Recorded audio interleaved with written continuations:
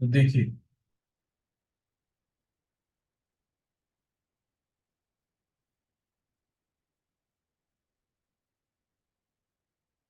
ये जो चीज है, तो दो प्रकार के लोग होते हैं।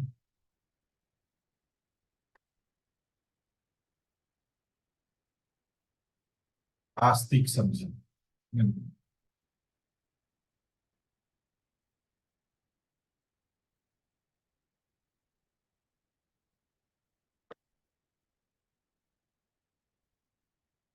आस्तिक लोग क्या करते हैं, तो अपनी उनकी श्रद्धा रहती है कि भगवान अस्तित्व में है ना। तो सॉरी, तो उसके हिसाब से वो कार्य करते हैं नास्तिक। तो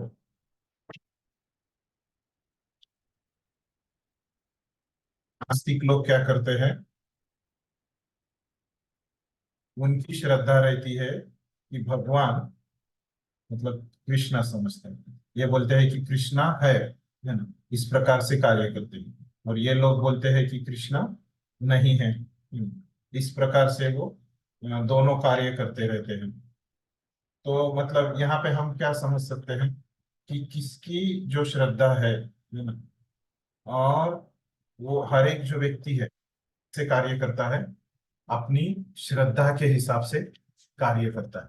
बराबर। तो जैसे हम समझते हैं कि कैसे आस्तिक जो है वो अपनी श्रद्धा से बोलता है कि कृष्णा है, और नास्तिक बोलता है कि नहीं। तो हर एक जो व्यक्ति रहता है उसकी जो श्रद्धा है ना, उसके हिसाब से वो कार्य करता है। इतनी बात हम समझ गए है ना। और उसकी श्रद्धा कैसे बनती है, कैसे बनती है, आपको क्या लगता है, किसी व्यक्ति की श्रद्धा कैसे बनती है?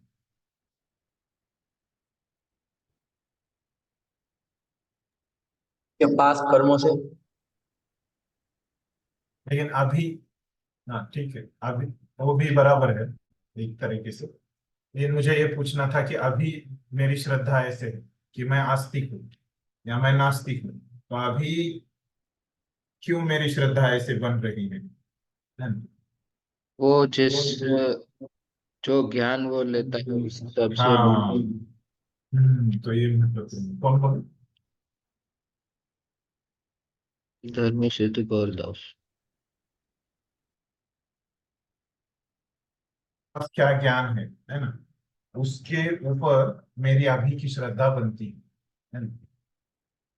तो ये समझने के लिए हमको पहले ये समझना पड़ेगा कि जैसे जो आस्तिक का ज्ञान रहता है ना, वो क्या रहता है, उसको शास्त्रों के से ज्ञान रहता है कि शास्त्र कैसे शब्द प्रमाण है ना। हम इंद्रियों के ऊपर इसको भरोसा नहीं करना चाहिए, क्योंकि वो उसमें चार त्रुटियां हैं, है ना। तो ये सब ज्ञान क्या रहता है, आस्तिक के पास रहता है। तो इसीलिए वो उसकी श्रद्धा क्या होती है, भगवान के ऊपर आ जाती है।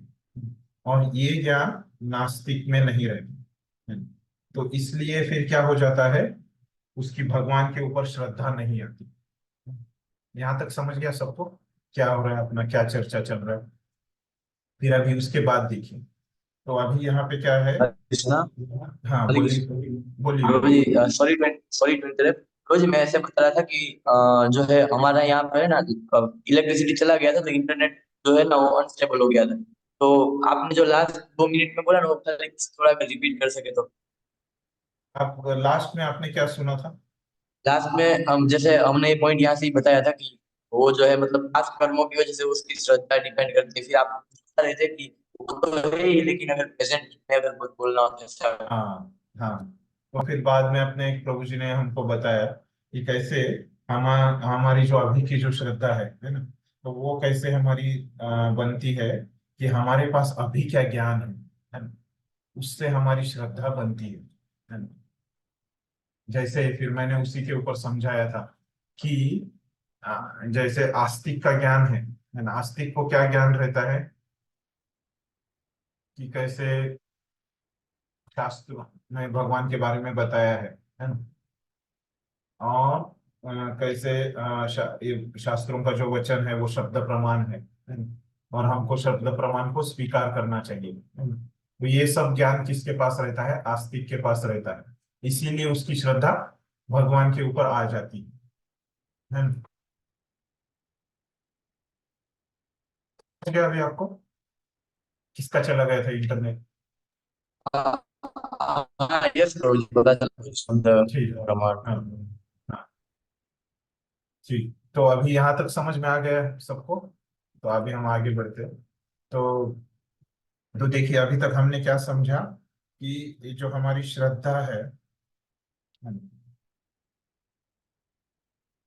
श्रद्धा प्लस, है ना, वो हमारा क्या? ज्ञान, है ना। विज्ञान के आधार पे ही हम कार्य करते हैं। तो ये दोनों को मिलाएंगे तो हमारा क्या हो जाता है? एक जीवन शैली बन जाता है ना?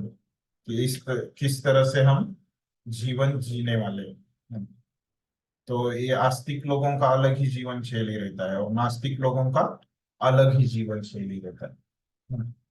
तो कैसे ये दोनों का से उनका जीवन शैली बनता है ना, ऐसे हम निष्कर्ष पे आ सकते हैं, है ना। तो हम देख सकते हैं कि कैसे आस्तिक लोगों का जो जीवन शैली है ना, उसका आधार क्या है? उनकी श्रद्धा और ज्ञान, है ना। तो उनको भगवान के बारे में जो ज्ञान है, वो ज्ञान के ऊपर उनकी है श्रद्धा, है ना। इसलिए उनकी क्या रहती है? एक अलग जीवन शैली रहती है। उसी तरह से नास्तिक लोगों की एक जीवन शैली रहती है, उसका भी आधार रहता है उनका ज्ञान और श्रद्धा, है ना। इसी को हम क्या बोल सकते हैं? अ, श्रद्धा को हम क्या बोल सकते हैं कि हम किस तरह से हम कार्य करते हैं, है ना, हमारी श्रद्धा के ऊपर। मतलब क्या करना चाहिए? प्रैक्टिकल एक्शन, है ना, जो हम बोलते हैं कि हम ये जो ज्ञान प्राप्त कर रहे हैं, इसको हमारी जीवन में उतारना, है ना। इसको क्या बोल सकते हैं? हम आचरण भी बोल सकते हैं श्रद्धा को, है ना। ज्ञान और उसका आचरण हम कैसे करते हैं, है ना, उससे हमारी क्या हो जाती है? जीवन शैली बन जाती है। तो किसी भी शास्त्र में हम पढ़ेंगे तो क्या हो जाता है? हमको ज्ञान मिलता है ना? ज्ञान के बारे में कुछ जानकारी मिलती है ना? जो भगवान के बारे में है ना, भक्ति के बारे में है। और आचरण के बारे में भी कुछ जानकारी मिलती है ना, कि हमारी जो जीवन शैली है वो भक्ति के अनुकूल हो जाए, हमारी लाइफस्टाइल जो है।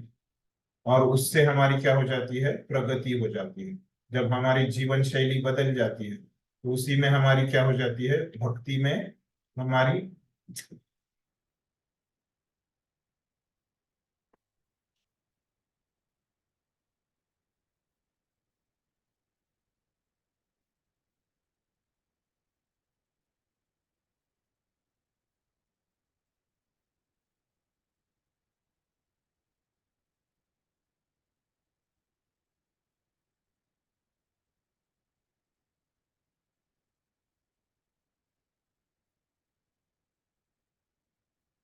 चला गया सब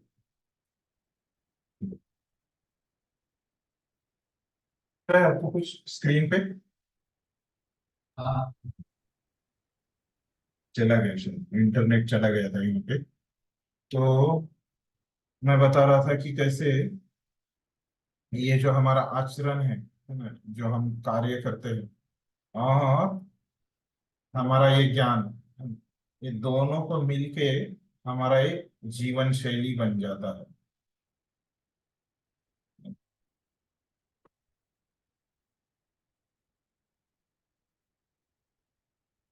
शास्त्रों को पढ़ के क्या होना चाहिए? हमारा ज्ञान भी बढ़ना चाहिए और हमारा आचरण। तो शास्त्रों में बताया जाता है कि आप ऐसे आचरण करो, चार नियमों का पालन करो, है ना, जो हमको आचरण करना है। और ज्ञान भी बताया जाता है ना?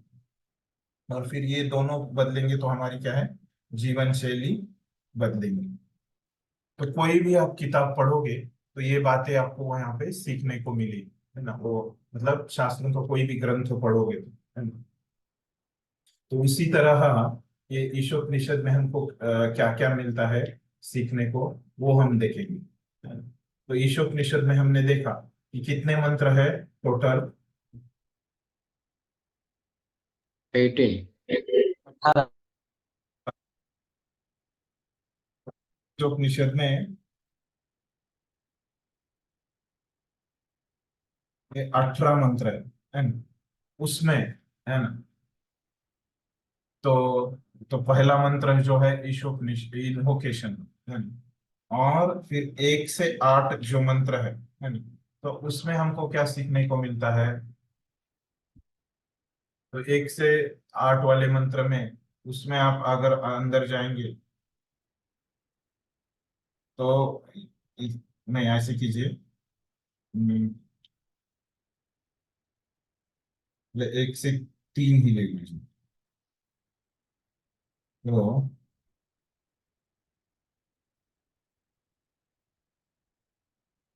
तो 1 से 3 वाले जो मंत्र है, इसमें हमको क्या बोला जाता है। तो हमको किस प्रकार से आचरण करना है। तो हम हमारे जीवन में आचरण क्या करना है, ये हमको यहाँ पे बताया जाएगा, आचरण की बात है। 1 से 3, ये मैं मोटा मोटी बता रहा हूँ, और भी इसमें विषय रहेंगे तो हम फिर से मैं बताऊं। एक, तो फिर उसके बाद 4 से 5 में क्या बताया गया। हम्म, तो ये 4 से 5वें श्लोक में क्या बताया गया है। 4 से नहीं तो यहाँ पे ये पता नहीं।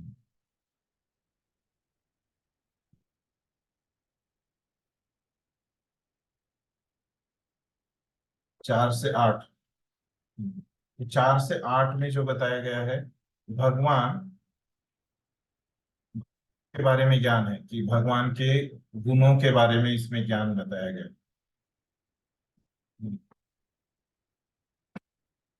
कि क्या क्या गुण है। जैसे हमने यहाँ पे अभी भगवान का एक गुण देखा है ना?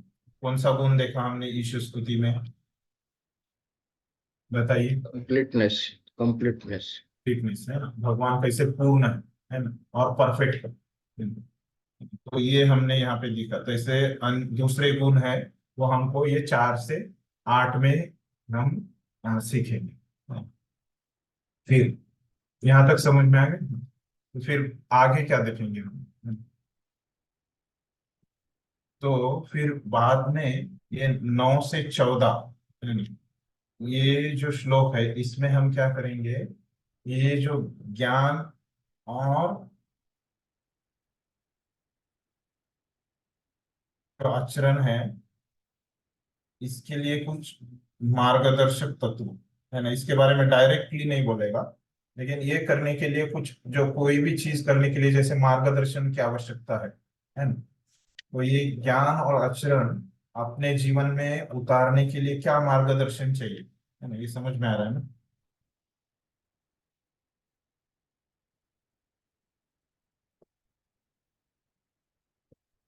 तो इसके लिए मार्गदर्शन क्या चाहिए।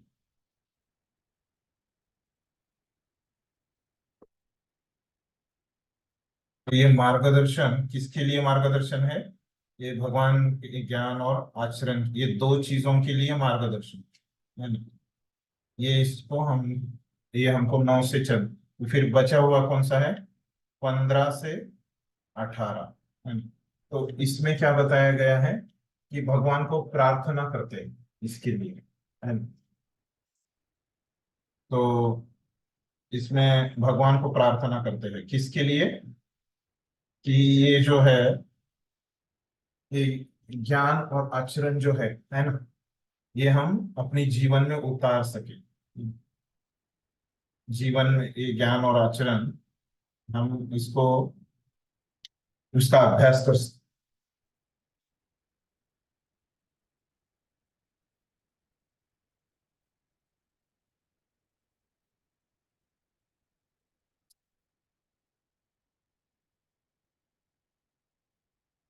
खास करके ये 15 और 16 इसमें है, 15 से 18 में, कि 15 से 16 क्या है इसमें, कि ये जो इसमें से जो प्रार्थना की है, ये ज्ञान के अभ्यास के लिए।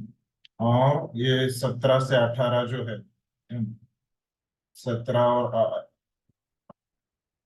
ये किसके लिए की है, ये आचरण का अभ्यास करने के लिए प्रार्थना।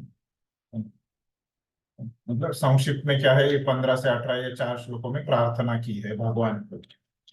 मतलब भगवान तो यहाँ पे इस्तेमाल नहीं करते हैं ना, तो किसको की है, संपूर्ण को प्रार्थना की है इसमें। तो ये हमको ईशोपनिषद में ऐसे मोटा मोटी सीखने को मिलता है। ठीक है, समझ में आ गया कि पूरे ईशोपनिषद किताब में हमको क्या क्या सीखने को मिलने वाला है इसके बारे में। और ये समझ में आया सबको कि हमको क्या सीखने को मिलने वाला है ईशोपनिषद में। और उसके विषय क्या है। ठीक है। और एक हम चर्चा करेंगे,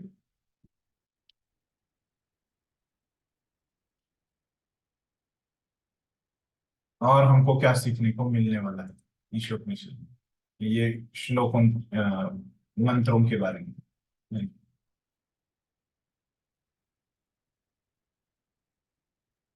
तो जो ये पहले 3 श्लोक थे, है ना, तो क्या बताया था मैंने, उसमें हमको क्या सीखने को मिलने वाला है, वो कहाँ गया। आचरण। देखिए, वो भी मैं बीच बीच में दिखाता हूँ, जो पहले वाला है ना, वो आचरण में। तो अभी ये पहले 3 श्लोकों में क्या सीखने को मिलने वाला है, आचरण देखा है ना। तो और एक यहाँ पे वो आचरण क्या है, हमको जीवन में क्या उतारना है, एक ईशावास्य तत्व, है ना। वो कौन सा तत्व हमको यहाँ पे बताया गया है? जैसे इसका नाम है ईशोपनिषद, है ना। तो वो ईशा वास्य तत्व हमको जीवन में उतारने को हमको बोलने वाले हैं ये 3 श्लोकों में। हम्म।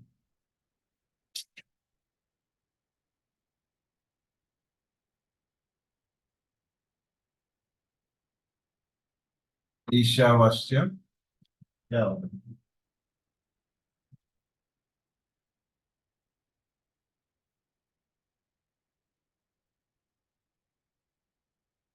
ईशावास्य तत्व हमको सीखने को मिलने वाला है। तो उसमें पहले श्लोक में क्या बोल रहे हैं, तो हमको बताएंगे कि ये ईशावास्य तत्व है क्या,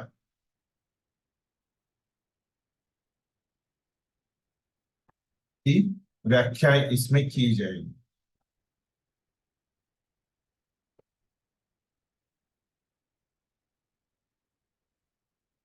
क्या है ईशावास्य तत्व, वो हमको समझ यहाँ पे वो श्लोक में बताएंगे, है। और प्रभुपाद उसी के अनुसार तात्पर्य में हमको सिखाएंगे कि क्या है वो ईशावास्य तत्व। फिर दूसरे और तीसरे श्लोक में, है ना,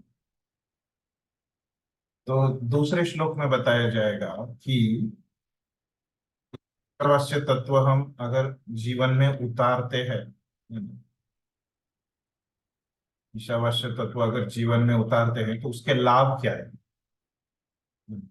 और तीसरे श्लोक में बताया जाएगा कि अगर कोई व्यक्ति ईशावास्य तत्व जो है अपने जीवन में उतारता नहीं, है ना, तो उसके क्या बोलेंगे उसको, हानि क्या है ना। इसमें लाभ बताए जाएंगे और इसको इसमें हानि बताई जाएगी। इस तरह से ये पहला जो हम सेक्शन है उसमें हम देखेंगे। अब तो ये पहले आपको मोटा मोटी तत्व बताया, और फिर अभी उसके अंदर का बताया, है ना, कि 1 से 3 में क्या है। तो अभी हम पहले श्लोक से शुरू कर दें। पहले श्लोक में क्या हमको सीखने को मिलने वाला है, क्या देखा हमने। ईशावास्य तत्व क्या है? हाँ, ईशावास्य। और ये ईशावास्य तत्व मतलब ये ईश्वर के बारे में है। तो और ये इन्वोकेशन से, है ना, जो ईश्वर स्तुति जो है ना, उससे कैसे बताया ये ईशावास्य तत्व पे हमको कैसे लेके जा रहे हैं। तो ये दोनों के बीच में कनेक्शन क्या है फिर, कि ये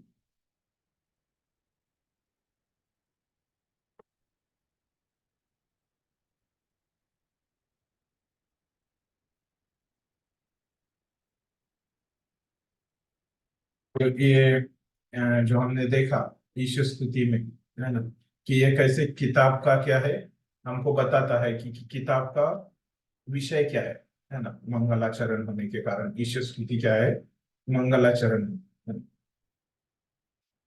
तो वो क्या है कि बताता है कि ये संपूर्ण पूर्ण, पूर्ण मतलब ये संपूर्ण है ना, मतलब क्या, भगवान है ना, ये किताब का उद्देश्य है ना। और फिर अभी हमको वो उससे कहाँ लेके जा रहे हैं, पहले श्लोक में है ना। और वो क्या है कि ये भगवान का एक तत्व है ईशावास्य, ये पूर्ण संपूर्ण का तत्व है ईशावास्य तत्व, उसके बारे में ये पहला श्लोक है ना। तो किताब में अभी यहाँ पे आपको दिखाता, तो पहला श्लोक यहाँ पे हम देखेंगे।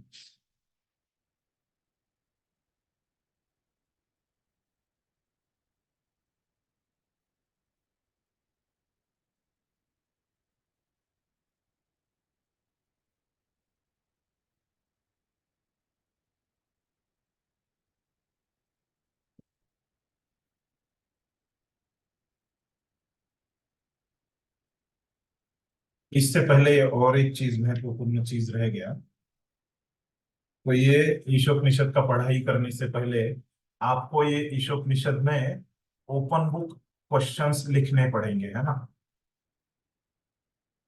तो ये ओपन बुक क्वेश्चन मैंने बस आपको दे दिए, लेकिन उस दिन और जिस दिन वो समझाना था, उस दिन मैं समझा नहीं पाया, बराबर। ये ओपन बुक क्वेश्चन याद है सबको, ये आपको देना है सबको, या भूल गए सब। तो ये ओपन बुक क्वेश्चन मैं पहले बताता हूँ, अच्छा हो गया मुझे टाइम पे याद आ गया कि आप लोगों को जो ओपन क्वेश्चन दिए वो आपको मैं पहले ही बताऊंगा।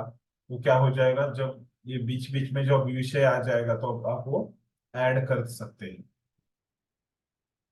कौन से दो ओपन क्वेश्चन है पहले मैं यहाँ पे दिखाता हूँ, दिख रहा है सबको। तो पहला प्रश्न क्या है देखिए, पढ़िए कोई। अपने शब्दों में ईशावास्य सिद्धांत का प्रयोग करने के व्यावहारिक तरीकों व उससे होने वाले लाभों की चर्चा कीजिए। सामान्यतः समाज में, इस्कॉन में, आपके अपने जीवन में, अपने उत्तर में श्री ईशोपनिषद मंत्र 1 से 3 व तात्पर्य का संदर्भ दीजिए। हाँ, जैसे मैंने आपको बताया था कि ये हमको ओपन बुक प्रश्न लिखना रहता है, हाँ। तो इसमें मैंने आपको बताया था कि कितने शब्दों में ये लिखना रहता है ओपन बुक क्वेश्चन, है तो कम से कम 800 से ज्यादा 900, 800 से 900 शब्दों के बीच में ये लिखना रहता है, 800 से कम भी नहीं और 900 कम भी। तो अभी प्रश्न क्या है, प्रश्न क्या था, तो अपने शब्दों में ईशावास्य सिद्धांत का प्रयोग करने के लिए, है ना। अभी आपको पता नहीं है ईशावास्य सिद्धांत, लेकिन बस आप समझ लीजिए कि आपको कैसे लिखना है ना? तो उसके लिए और वो कैसे लिखना है, हाँ, खुद के शब्दों में, है ना, जो मैंने बताया था कि कैसे कॉपी पेस्ट नहीं करना है ना, या अन्य अन्य चीजें आपको बताई थी पहले। तो फिर ये ईशावास्य सिद्धांत का अपने जीवन में आपको आचरण करना है, व्यवहार करना है। तो उसके लिए जो, तो कैसे करना है उसके तरीके, मतलब ये पहली चीज है। तो आपको क्या बोल रहे हैं पहले कि आपको उसके तरीके लिखने हैं। ये दोनों चीज मैं एक ही बार दिखाना चाहता था, लेकिन आप क्या कर लीजिए, ये पहले आप लिख लीजिए। आपके हैंडबुक, सबके पास हैंडबुक है, आपको क्या है, दोनों चीजें साथ में देखनी चाहिए। ये मैं इतना स्क्रीन शेयर नहीं कर पा रहा हूँ दोनों। तो पहले क्या कर लीजिए, आप ये प्रश्न ही देख लीजिए, लिख लीजिए सब लोग ये प्रश्न, नहीं तो स्क्रीनशॉट निकाल लीजिए। लिख लेंगे तो अच्छा है, क्योंकि मैं स्क्रीन पे आपको दूसरी चीज, लिख लीजिए सब ये पहला प्रश्न, मैं इसका उत्तर कैसे लिख बताऊँ। दोनों चीजें मुझे एक साथ दिखानी थी, तो आप अच्छे से समझ पाएंगे। किसी के पास हैंडबुक है तो लिखने की जरूरत नहीं है। जिनके पास हैंडबुक नहीं है तो ये प्रश्न वैसे के वैसे यहाँ से लिख लीजिए, यहाँ तक, कहाँ से कहाँ तक।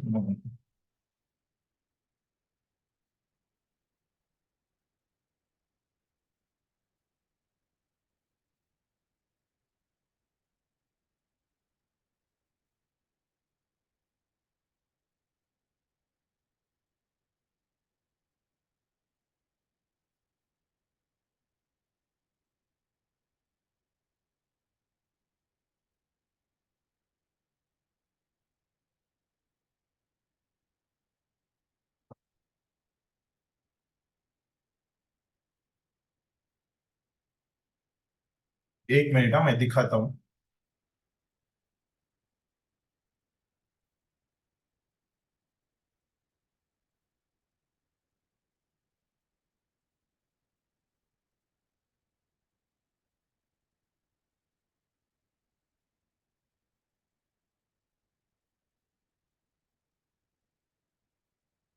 दिख रहा है? लिखने के बाद मुझे बताइए, सबका लिखना होने के बाद, हाँ?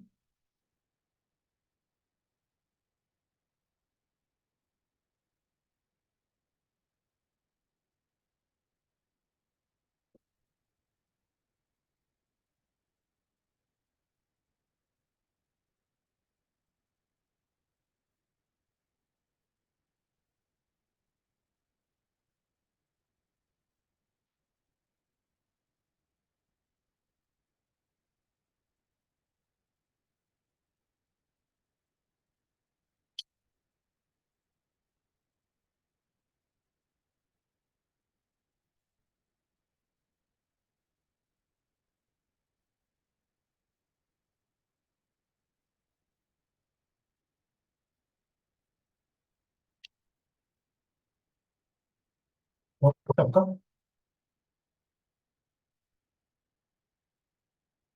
क्या है, किसी का लिखने का? ठीक है, हम आगे बढ़ते हैं।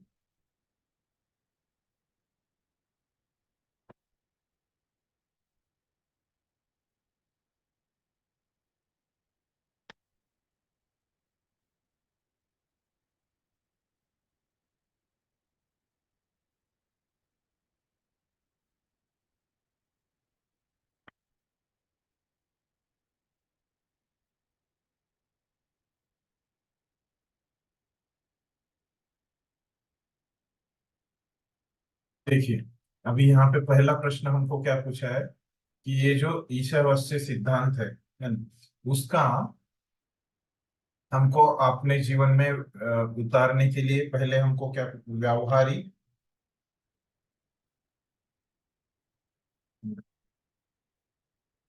व्यावहारिक तरीके लिखने हैं, है ना? ये पहली चीज हमको पूछी है उसने।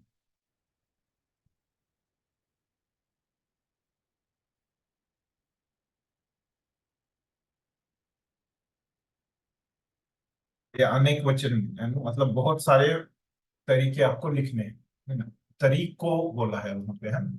अनेक वचन, एक ही तरीका नहीं लिखना है ना? अनेक तरीके लिखने हैं, ज्यादा, एक से ज्यादा तरीके। फिर और क्या पूछा है आपको वहां पे वो प्रश्न में? और उससे होने वाले लाभ, यहाँ पे दो विषय हैं। तो उससे होने वाले मतलब उसके लाभ, अगर हम ये जीवन में उतारते हैं, तो उसके क्या लाभ होंगे? तो ये दो विषय आपको लिखने हैं। तो समझ में आ गया कि आपको क्या लिखना है इस प्रश्न के उत्तर में, है ना? आसान है, मैं बस अभी आपको पता नहीं ना, इसलिए। तो फिर अभी उसके नीचे में पूछा है ना? तो ये तरीके, जब आपको व्यावहारिक तरीके से चाहिए, है ना, प्रयोग करना है आपको, तो कहाँ पे प्रयोग करना है इन चीजों का, तो वो नीचे दिया है। ये तरीकों का प्रयोग कहाँ पे करना है? तो पहला चीज आपको बोला है कि समाज में आपको, समाज मतलब क्या है, यहाँ पे सामान्यतः समाज बोला है, मतलब जनरल समाज, जिसमें सब मटेरियलिस्ट भौतिकवादी भी लोग हैं, समाज मतलब यहाँ पे इसका अर्थ क्या है कि आध्यात्मिक समाज और भौतिक समाज। तो ये दोनों समाज में ये आपको तरीके इस्तेमाल करने आने चाहिए। तो दूसरी चीज वहां पे बोली है, क्या बोली है कि इस्कॉन में, है ना, दूसरी चीज ये तरीके कहाँ पे आपको लागू करने हैं, इस्कॉन में।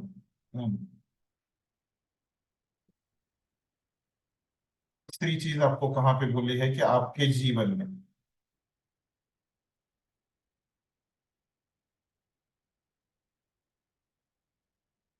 ठीक है।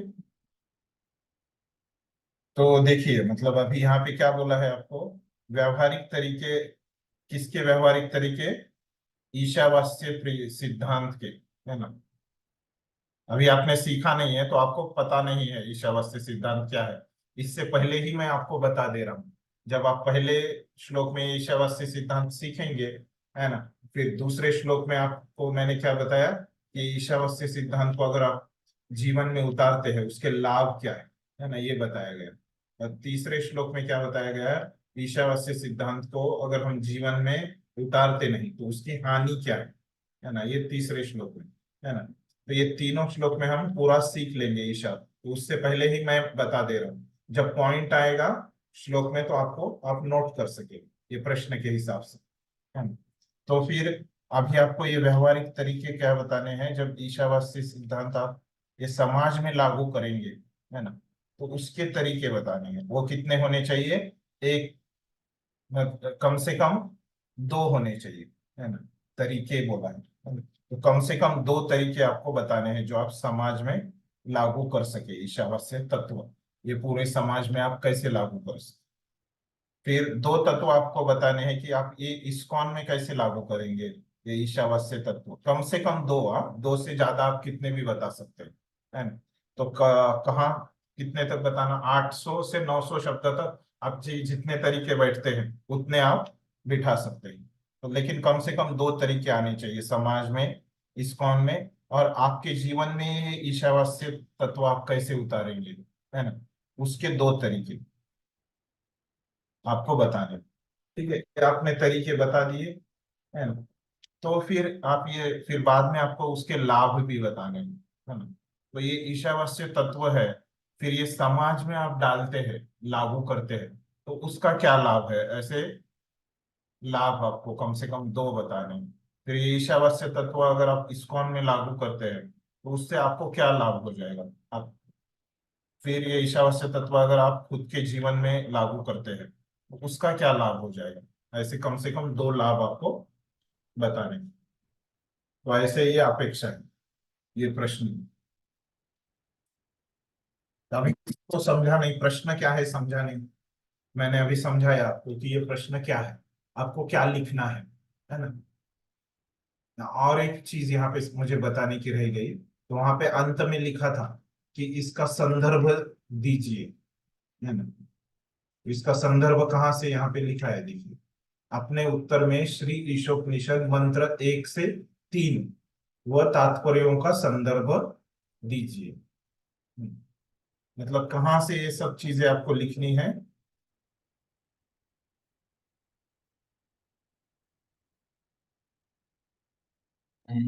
एक से 3 नंबर श्लोक से। 1 से 3 नंबर श्लोक के भाषांतर और अ,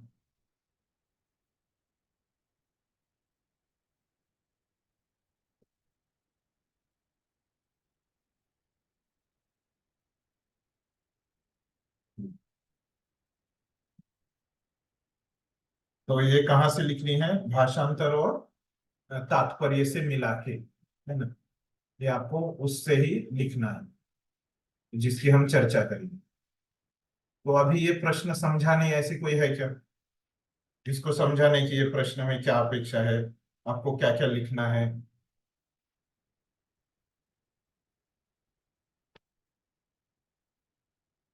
हरे कृष्ण। हरे कृष्ण। बोलिए बोलिए, आवाज आ रहा है, मेरा आ रहा है। मतलब इस दिन तीनों मंत्र के पर्पज से लिखना है, उनके हमें और कोई हमें थोड़ा थोट आए तो फिर वो लिख सकते हैं इसमें। हाँ,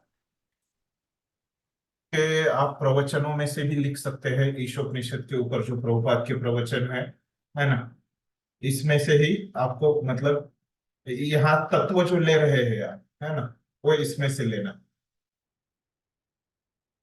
नियम बताया कि वैसे के वैसा लिखना नहीं है, ये प्रश्न में भी आपको देखने में मिलेगा। तो क्या बोल रहे हैं वो, अपने शब्दों में, है ना, पहला शब्द है, प्रश्न का पहला ही शब्द है कि आपको क्या लिखना है, खुद के शब्दों में इसका उत्तर लिखना है। लेकिन उधर से क्या लेना है, तत्व लेना। और फिर अभी जब आप वहां पे लिखोगे ऐसे, ऐसे आप यहाँ पे कुछ लिखोगे, ऐसे जो भी है आपके तरीका नंबर 1 आपने लिखा, है ना, तो ये तरीका जो लिखा आपने, तो वो तरीका लिखने के बाद आपने कहाँ से लिखा, तो ऐसे एक ब्रैकेट करने का, यहाँ पे आपने तरीका लिखा, कि वो तरीका लिखने के बाद ऐसे ब्रैकेट लिख के आप बताने का कि ईशोपनिषद, है ना, ऐसे ईशोपनिषद श्लोक 1 का भाषांतर, है ना, अगर आपने वो तरीका भाषांतर में से लिया है तो, है ना, अगर वो लिखा है तात्पर्य में से लिया है तो आप यहाँ पे लिखने का श्लोक 2 के तात्पर्य में से लिखा है, तो ईशोपनिषद श्लोक 2 का तात्पर्य, है ना, ऐसे आपको संदर्भ देना है वो तरीके का। समझ गए कि आपने वो कहाँ से वो तरीका लिया, है ना, ये बताना है, इसको मार्क है, ये बहुत महत्वपूर्ण रहता है ये संदर्भ लिखना। नहीं तो और आपका क्या संदर्भ आएगा, ये श्रील प्रभुपाद का प्रवचन, लेकिन क्या है कि वो अंग्रेजी में है प्रभुपाद के प्रवचन, तो आपने उसमें से नहीं लिखा तो भी, लेकिन आपको आता होगा अंग्रेजी तो आप उसमें से भी लिख सकते हैं। इधर ये लिखने की जरूर, लिखा तो बहुत ही अच्छा है, नहीं लिखा तो भी चलेगा, अपने हिंदी बैच को ये दोनों में से ही लिखा तो चलेगा, है ना, इसीलिए आपको वो प्रवचन का नहीं बोला। इंग्लिश अगर आपको आता है तो आप थोड़ा सा प्रवचन पढ़ के फिर उसका भी लिख सकते हो, और अच्छा है प्रभुपाद के जो प्रवचन है ईशोपनिषद के ऊपर।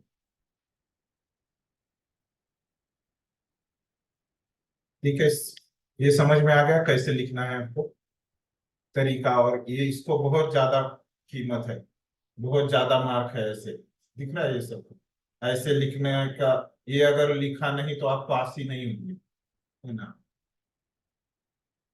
फिर से लिखने को बोला जाएगा। ठीक, आप कहाँ से वो तरीके, नहीं तो ऐसे लगेगा कि आप अपने मनगढ़ंत तरीके लेके आ रहे हैं। यहाँ पे नहीं है ये। समझ गया अभी, फिर से बताऊं, किसी को कुछ समझा नहीं ऐसे कोई है?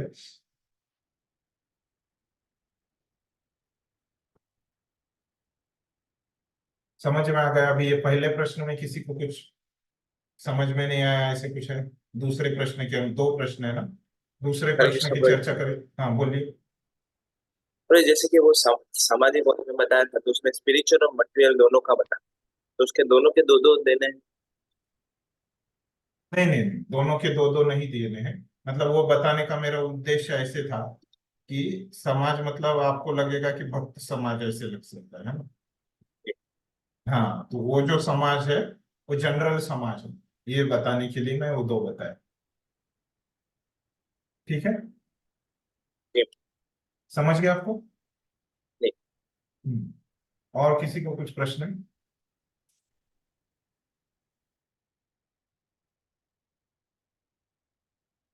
फिर जब आप तरीके लिख रहे हैं, है ना, तो और एक महत्वपूर्ण पॉइंट है कि ऐसे ज्यादा निबंध नहीं लिखने के, है ना, जैसे मैंने यहाँ पे आपको बताया कि नंबर डाल के लिखने के, 1 तरीके 2 तरीके, कम से कम 2 तरीके, आपको ज्यादा लिखने हैं तो ज्यादा भी आप लिख सकते हैं, लेकिन कम से कम 2 तरीके तो आपको लिखने हैं, है ना, ऐसे नंबर डाल के, ऐसे हेडिंग डालने का ऊपर, कि आपको पहले जो पूछा है, क्या हेडिंग डालोगे पहले ऊपर? हाँ, पहले क्या पूछा है आपको, समाज में ईशावास्य तत्व क्या करने के, हाँ, समाज में ईशावास्य तत्व, हाँ, ईशावास्य सिद्धांत का प्रयोग ऐसे है लिंग समाज में ईशा ऐसे सबसे पहले जब आप उत्तर लिखना शुरू करोगे, है ना, तो उत्तर लिखना जब शुरू करोगे तो क्या करेंगे आप? अम, ईशावास्य तत्व है ना, ऐसे उत्तर शुरू करना। ईशा थोड़ा पहले शुरू में परिचय देने का, ईशावास्य तत्व, ईशावास्य सिद्धांत बोला है हमने। ईशावास्य सिद्धांत क्या बोला वहां पे? प्रश्न में जैसे है, जैसे जैसे हमको कोई प्रश्न पूछता है कि आपका नाम क्या है, ऐसे मुझे कोई प्रश्न पूछेगा तो मैं अच्छा उत्तर क्या है, आपका नाम क्या है, मुझे कोई पूछता है तो मैं क्या बोलूंगा? अनंत विजय दास। ये भी एक उत्तर देने का तरीका है, लेकिन अच्छा तरीका क्या है? मेरा नाम अनंत विजय दास है ना? ऐसे अगर मैं उत्तर दूंगा तो क्या हो जाएगा? ये अच्छा तरीका है।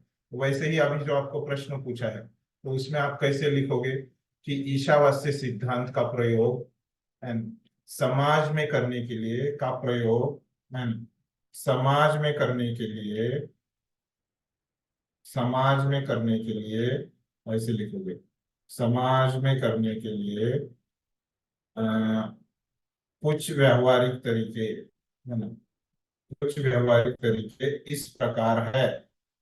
मैं अभी मेरा उतना ठीक से नहीं लिखूंगा, आपको बस समझने के लिए लिखूंगा। व्यवहारिक तरीके कुछ इस प्रकार है, ऐसे पूरा ऐसे लिखने का, इस प्रकार है।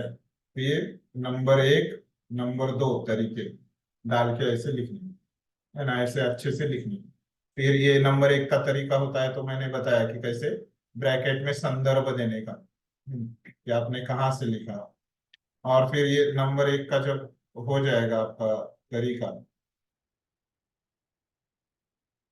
नंबर एक का तरीका आपने लिख दिया है ना, यहाँ पे वो तरीका लिख दिया, और उसके बाद वो तरीका कहाँ से लिया, वो संदर्भ, और उसका पे ऐसे स्पष्टीकरण भी थोड़ा सा आप दे सकते हैं तो और भी अच्छा है।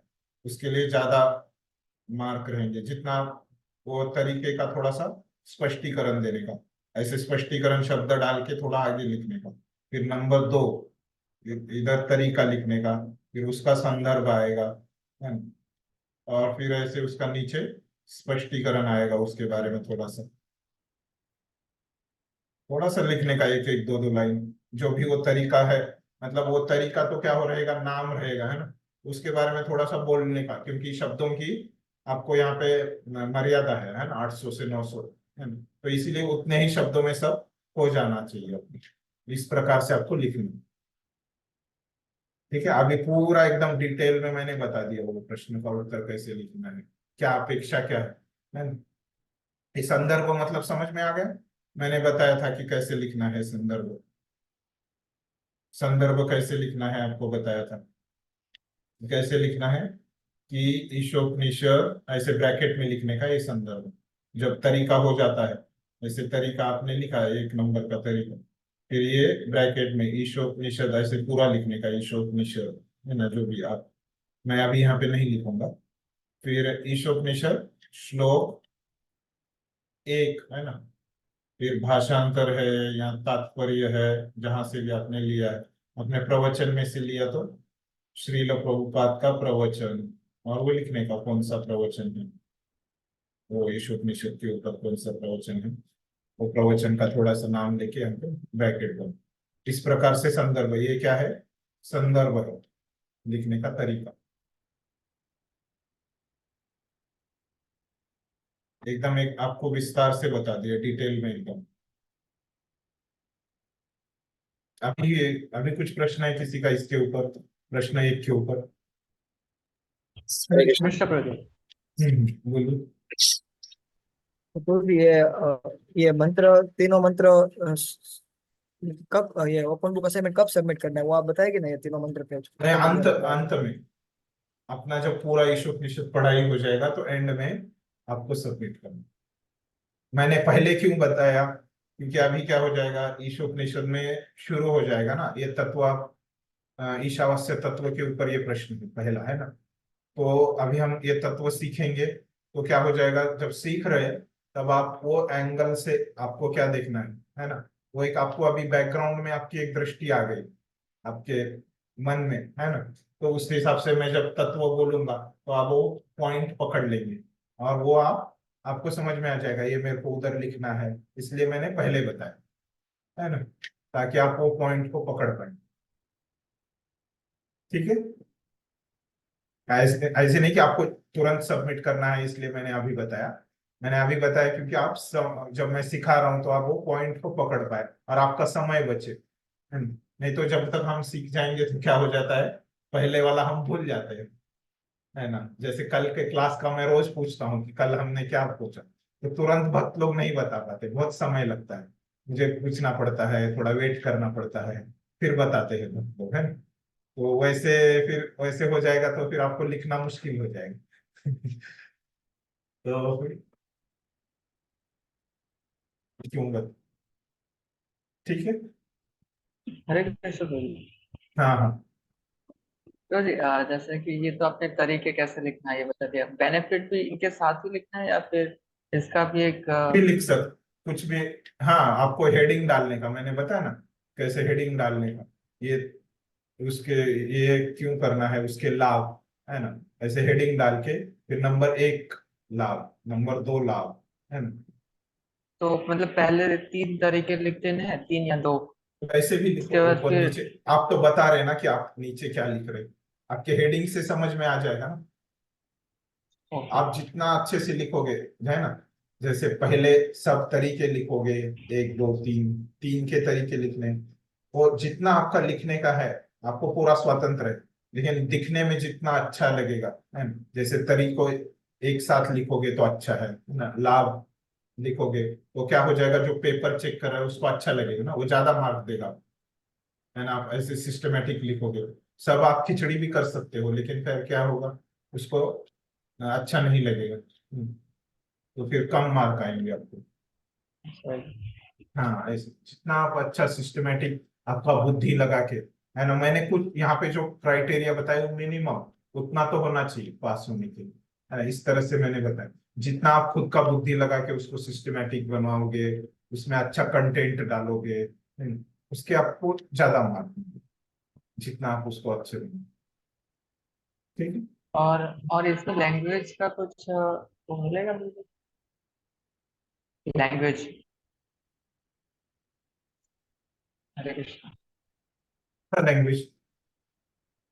मतलब कि लैंग्वेज। हाँ, इंग्लिश या फिर इस तरह से। मिल जा रहा है तो इंग्लिश, दोनों में से कोई भी लिख सकते हो। अपना हिंदी बैच है तो हिंदी में लिखा तो अच्छा है, लेकिन वो तो अभी हर एक टीचर बताएंगे। मेरे लिए मेरे को दोनों भी जमता है, हिंदी इंग्लिश।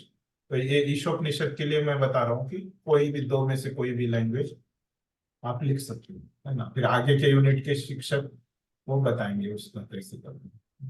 ईशोपनिषद के लिए कोई प्रॉब्लम नहीं, है ना, कि आप हिंदी में लिखो इंग्लिश में। Thank you. गुजराती में मत लिखना, मुझे नहीं आते गुजराती। ठीक है।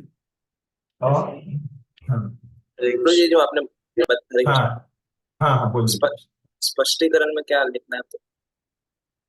स्पष्टीकरण में वो लिखा तो भी ये लिखना चाहिए, क्योंकि अभी जब हम वो तरीका बता रहे हैं तो वो तरीका समझ में आ गया आपको, आपने खुद से लिखा है ना। ये समझ में आता है ना स्पष्टीकरण से। अभी आपने कुछ चीज बताई, है ना, वो अगर आप उसका स्पष्टीकरण दे पा रहे हैं तो समझ में आता है कि वो चीज आपको समझ में आई, है ना। इसीलिए वो स्पष्टीकरण है, मतलब आप ज्यादा अच्छे से ये करेंगे। वैसे तो उन्होंने वहां पे प्रश्न में तरीके पूछे हैं, लेकिन आप स्पष्टीकरण दोगे तो ज्यादा अच्छा रहेगा, मतलब उससे समझ में आ जाएगा कि ये तरीका आपको समझा है ना, इसीलिए आप लिख रहे हो। समझ गए ना? Yes. तो इस तरह से वो तरीके के संदर्भ में आपको स्पष्टीकरण। तो ये पहले प्रश्न में अभी 2 3 मिनट बचे हैं। पहले प्रश्न में और किसी को कुछ प्रश्न है, समझा नहीं ऐसी कोई है? दूसरा प्रश्न में, हाँ बोलिए, सबको नो क्लियर जी, हो गया? हाँ ये बोलिए बोलिए। एक प्रश्न था यहाँ पे। ये प्रश्न है कि ये जो आंसर लिखना है फिरोजी, वो 800 से 900 शब्दों में लिखने का है। तो और क्योंकि वो उसमें क्या 900 से ज्यादा भी नहीं होना चाहिए और 800 से थोड़ा कम भी नहीं होना चाहिए, तो उसका हाँ, या फिर ये इतना तो स्ट्रिक्ट नहीं रहता, वो 10-20 शब्द आगे पीछे रहते हैं, वो एक माप है ना। मतलब ज्यादा भी आप 930-40 से ऊपर मत लेके जाइए, है ना। एक 10-20 शब्दों का थोड़ा आगे पीछे चलेगा, ठीक है। ज्यादा भी मत लेके जाइए, ऐसे 1000 के ऊपर भी मत, 950 या ऐसे उसके ऊपर मत लेके जाइए, है ना। कहने की बात ये है ना? थोड़ा सा ऊपर नीचे 20-30 शब्द, ठीक ठीक है। और ठीक है, अभी हम दूसरा प्रश्न भी मैं समझा देता हूँ। मतलब मेरा क्या हो जाएगा, ये काम पूरा हो जाएगा। थोड़ा सा आज हम 4-5 मिनट ज्यादा लेंगे, क्योंकि ये क्या हो जाएगा, खत्म हो जाएगा इसमें। दूसरा प्रश्न जो हमको है, तो कोई पढ़िए, क्या बोला है, ठीक है, उसमें टाइम जाएगा, मैं पढ़ लेता हूँ। तो क्या बोला है यहाँ पे इसमें, श्री ईशोपनिषद के उसके साथ ही साथ आप लिख लीजिए इस प्रश्न को, मतलब मुझे समझाने को आसान हो जाए, अपना टाइम बचेगा। श्री ईशोपनिषद के श्लोकों, मतलब पूरे ईशोपनिषद के श्लोक, है ना, कितने श्लोक है इसमें, 19 है ना, 18 वो और एक पहले वाला ईश स्तुति, है ना, 19 श्लोकों से, मतलब वो भाषांतर से, तात्पर्य में से, उपमाओं से, श्रील प्रभुपाद के ईशोपनिषद प्रवचनों से, है ना, समुचित प्रमाण देकर अपने शब्दों में भगवान के व्यक्तिगत रूप को स्थापित कीजिए।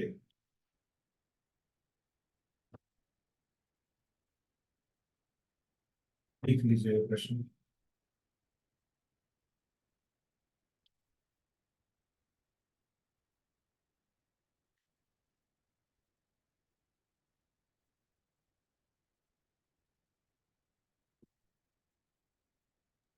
हरे कृष्ण प्रभु।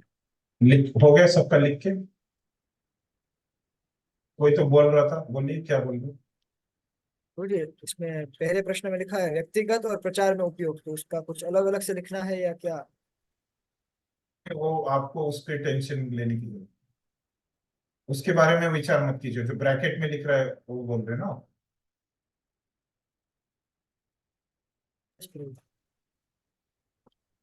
आपको प्रश्न समझ में आ गया ना, उससे पहले वाला सब कुछ समझ में आ गया। हाँ, यस।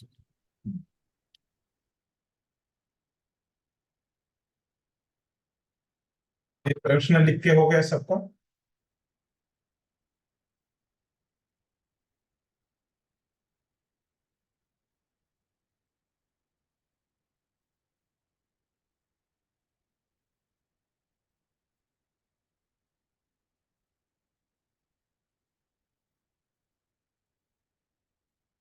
बंद करो ये, अभी ये प्रश्न समझाता हूँ।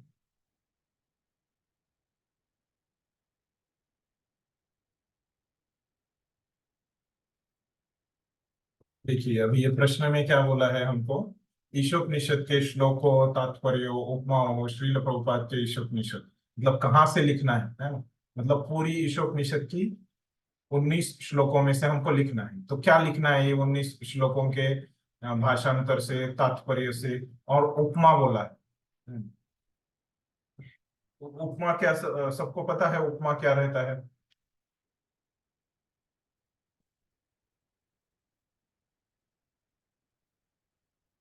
हरे कृष्ण प्रभु।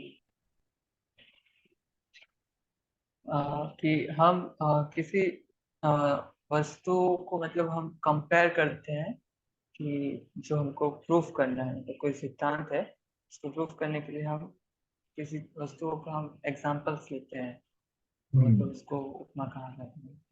हम्म। तो मैं ये देख रहा था कि हम्म,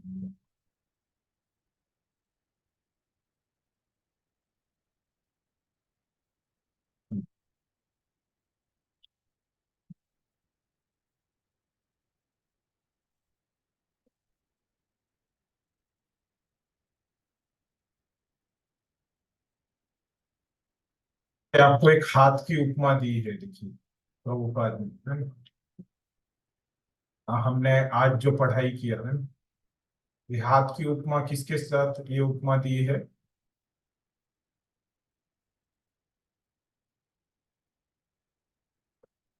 ने पढ़ाई किया, हाथ का उदाहरण दिया था प्रभुपाद ने, है ना। किससे वो तुलना की थी ये उपमा में? ऐसे उपमा में तुलना की जाती है, तो हाथ की तुलना प्रभुपाद ने किसके साथ की थी? जीव के साथ। जैसे हाथ अगर शरीर से जुड़ा होता है, वैसे जीव अगर भगवान के साथ जुड़ जाता है ना। इस तरह से प्रभुपाद ने समझाया था ये उपमा, तो इसको उपमा बोलते हैं, है ना। ये आपको मुख्य मुख्य उपमाएं हैं, है ना। ये आपके हैंडबुक में भी आपको मिलेगी, है ना। ये ऐसे हमने एक आज उपमा देखी थी, है ना। तो इसको बोलते हैं उपमा। जिनको उपमा पता नहीं है, इनको समझ गया भी उपमा क्या रहता है ना? फिर और आगे इस प्रश्न में पूछा है कि श्रील प्रभुपाद के ईशोपनिषद प्रवचन में से समुचित प्रमाण देकर, है ना। तो प्रवचन तो आपको मैंने पहले ही बताया, तो यहाँ से आपको संदर्भ लिखना है, किसके बारे में लिखना है? भगवान के व्यक्तिगत, है ना, व्यक्तिगत स्वरूप, है ना। तो मैंने अभी आपको एक पॉइंट समझाया था आज, है ना। थोड़ा सा आपको उत्तर बता देता हूँ ये प्रश्न का, है ना। तो आज हमने एक पॉइंट सीखा था भगवान के व्यक्तिगत स्वरूप में से। क्या सीखा था?